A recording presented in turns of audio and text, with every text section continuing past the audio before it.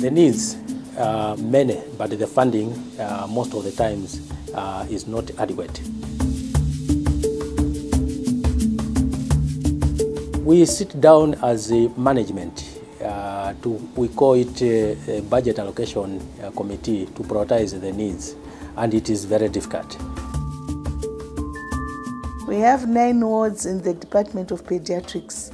In these 9 wards, we've got only 3 suction machines to suction the secretions for the child to breathe properly. Our biggest need is patient monitors. We have about 200 patients coming in every day. We only have 2 patient monitors at the moment. I'm a physician working in HIV medicine. I would like to have 2 machines for viral loads and CD4 count. Thank you. Reagents. There have been so inconsistency in the supply of reagents by our central medical stores. So this is really affecting our service delivery, especially to the patients. Our need, especially in the critical care department, is ventilators, patient ventilators. Staff.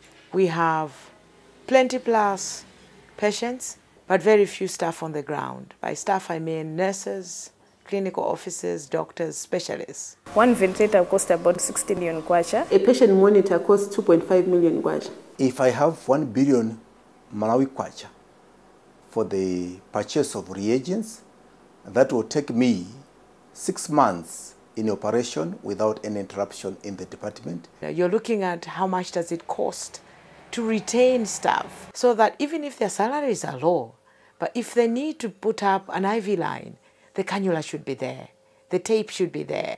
And I'm yet to see somebody who's put a figure on that. Each suction machines is costing 500,000 Malawi kwacha, and we need 20 suction machines immediately. We use mostly judgment, our own judgment.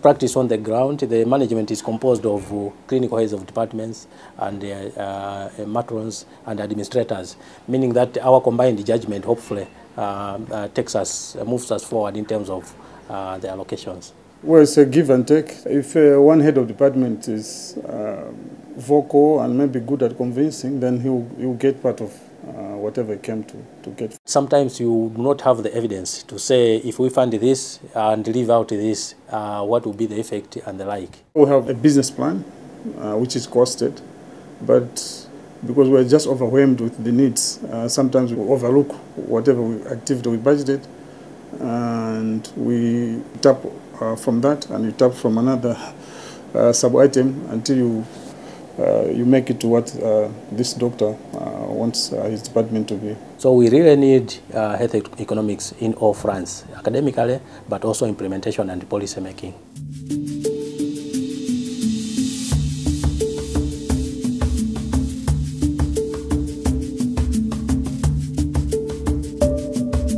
When you are making decisions, you are talking also about choices. And choices, you are landing in the area of dilemmas when you have got several competing obligations which you need to deliver. But practically speaking, you can only allocate one place. This is what is happening in Malawi at the moment. Should we allocate money in prevention or in treatment? Should we allocate our money in training more specialists who will be going to the districts, or take people from the district to the center hospitals? Where should we invest money now? More in the typical diseases in the global health, like malaria, TB, HIV, or non-communicable diseases like cancer, blood pressure, and diabetes.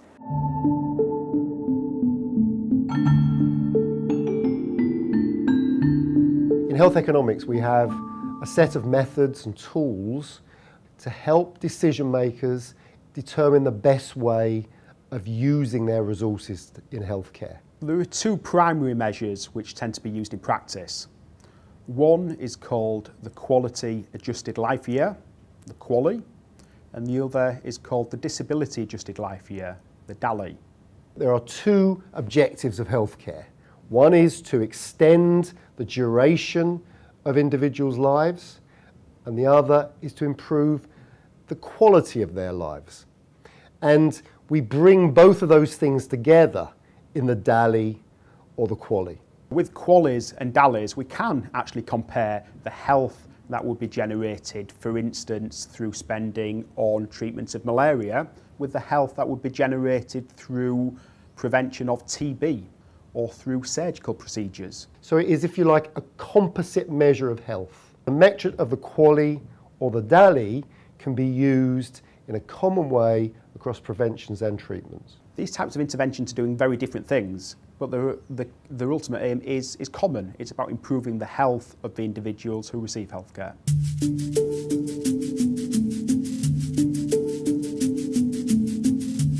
So we're going to create a population of Malawi inside a computer.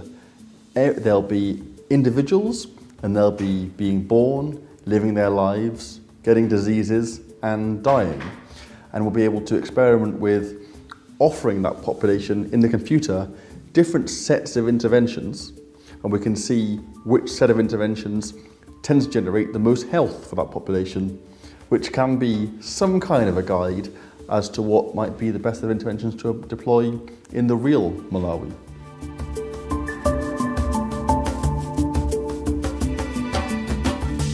We want to get research close to policy making so that we use policymakers to shape research, and policymakers use researchers to generate evidence and analysis to support their decision making.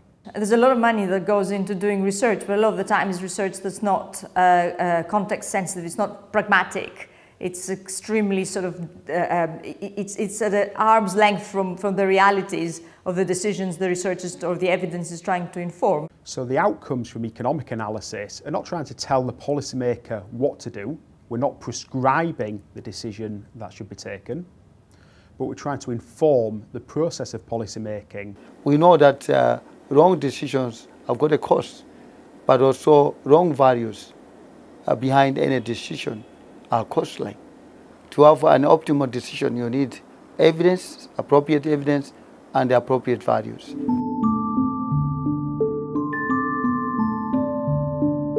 The evidence from health economics is more objective. We believe that we're going to address the real needs of the people, and we are likely to get better outcomes in terms of health benefits. It's a very long process, but what I see here is that the most important thing is to start and get the concepts accepted, that we need to take a more objective approach to determining our priorities.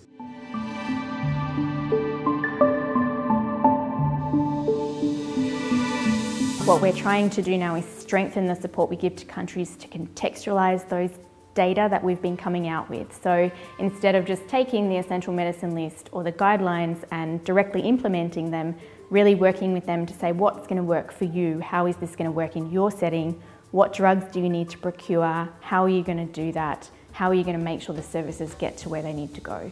I believe that Thanzi la Onse, after the 4 years, a more robust model will come, health economics and health system model, which will actually be responsive to the needs of Malawi and the region. Thank you very much.